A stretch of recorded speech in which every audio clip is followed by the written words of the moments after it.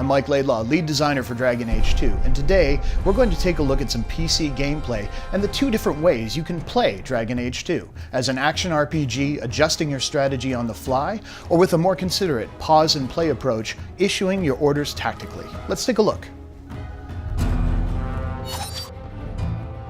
So let's take a look at how Dragon Age 2 plays if you tackle it like an action RPG. If you want to play in real time, you can absolutely do so.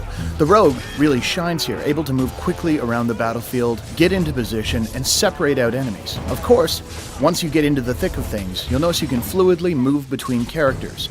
Mages, of course, shine when groups are clustered, while a stealth character can deliver vast amounts of damage from the safety of shadows. And with the enemies torn to pieces, it's just a matter of switching back to Hawke to pick up the stragglers.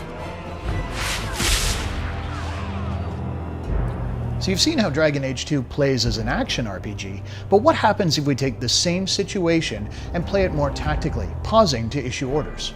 Let's find out. With the game paused, let's take a look at our situation. We have enemies that are going to move forward towards Aveline, our tank, so what we'll do is taunt them to ensure they cluster up around her. At the same time, we'll lay down a clever trap using a glyph of paralysis that should hold the majority of them in place.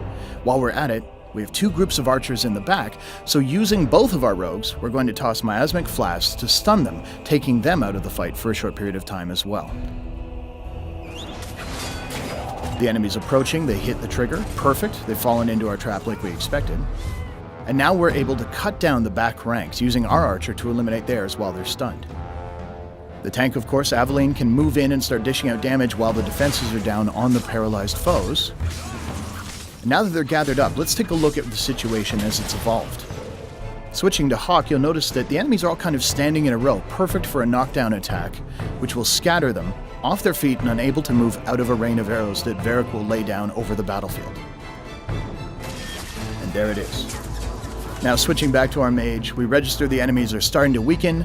We're going to use a top-tier mage ability, Firestorm, raining down from the heavens to eliminate the last of our foes. So this is just an example of how a well-coordinated team can deal with an encounter where they're vastly outnumbered. So there you have it. Dragon Age 2 can be played with the smooth, responsive controls of an action RPG, or more tactically, pausing and controlling your actions that way, or of course, any combination of the two. Thanks for watching.